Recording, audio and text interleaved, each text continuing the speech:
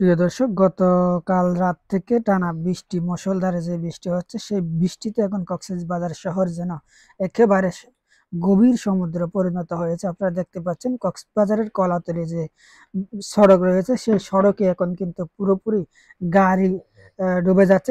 গাড়ি চলাচল করছে, সেখানে কিন্তু যানবাহন চলাচলের যে প্রধান সড়কটি রয়েছে, সেখানে পানি একেবারে কিন্তু কোমর পরিমাণ পানি হয়ে গেছে। আপনারা দেখতেই পাচ্ছেন এখনো পর্যন্ত মুষলধারে যে বৃষ্টি হচ্ছে, বৃষ্টি কোনোভাবে থামছেই না। টানা যেভাবে বৃষ্টি হচ্ছে, সেই বৃষ্টি কিন্তু আমরা দেখতেই পাচ্ছি। আপনারা দেখতে পাচ্ছেন পানি পানি কিভাবে চলাচল রয়েছে। এটি কিন্তু প্রধান সড়ক, এটি কোনো নদী বা খাল বা সমুদ্র নয়, এটি কিন্তু পুরোপুরি প্রধান সড়কের উপরে এভাবে পানি একেবারে থই থই করছে, সেটি আপনারা দেখতে পাচ্ছেন।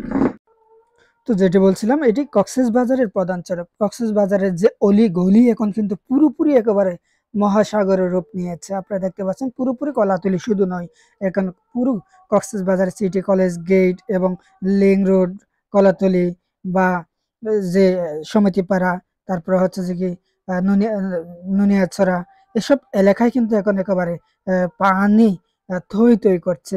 সমুদ্র সৈকতের দৃশ্য কিন্তু আমরা সারাদিন দেখছিলাম। সমুদ্র সৈকত পানি একেবারে খুবই প্রচুর পরিমাণ হয়েছে। এখন কিন্তু প্রধান সড়কে যেভাবে পানি চলাচল করছে, কেন কক্সবাজারে যেভাবে ড্রেনেজ ব্যবস্থা করেছে, কক্সবাজার উন্নয়ন কর্তৃপক্ষ যেভাবে উন্নয়নের রূপকল্প আমরা দেখেছি, উন্নয়নের যে দৃশ্য দেখেছি, সেই উন্নয়নের মহাসড়কগুলো কেন আজ একেবারে মহা সমুদ্র রূপ নিয়েছে, এটি আসলে কোনোভাবে বোঝার মতো নেই।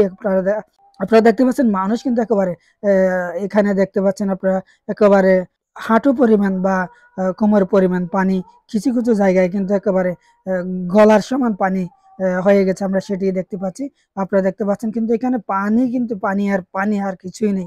পুরো সড়কে এখন যে হারে বৃষ্টি হচ্ছে, সেভাবে কিন্তু পানি জমে যাচ্ছে। গত 2 দিনের টানা বৃষ্টিতে গত রাত প্রায় 11টা 12টার পর থেকে যে একেবারে মুষলধারে বৃষ্টি হচ্ছিল, সেই বৃষ্টি এখনো পর্যন্ত হচ্ছে পুরো কক্সবাজার জেলায়। অন্যান্য জেলায় কিভাবে হচ্ছে সেটি আসলে এখনো পর্যন্ত জানা নেই, তবে কক্সবাজারে প্রচুর পরিমাণ বৃষ্টি হচ্ছে।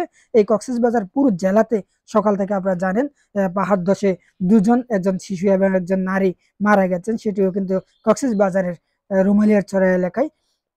এ পর্যন্ত আর বাকি কোনো আহ, আহত বা নিহতের কোনো খবরাখবর আমাদের কাছে এখনো পর্যন্ত পাওয়া যায়নি। তবে সর্বশেষ আমরা যদি কারো এই ধরনের দুর্ঘটনার খবর পাই, তখন আপনাদের জানানোর চেষ্টা করব। তবে কক্সবাজারে এই মুহূর্তে প্রচুর পরিমাণ বৃষ্টি হচ্ছে, সারা দিন যেন বৃষ্টি থামছে না, বৃষ্টি চলছে অনর্গল।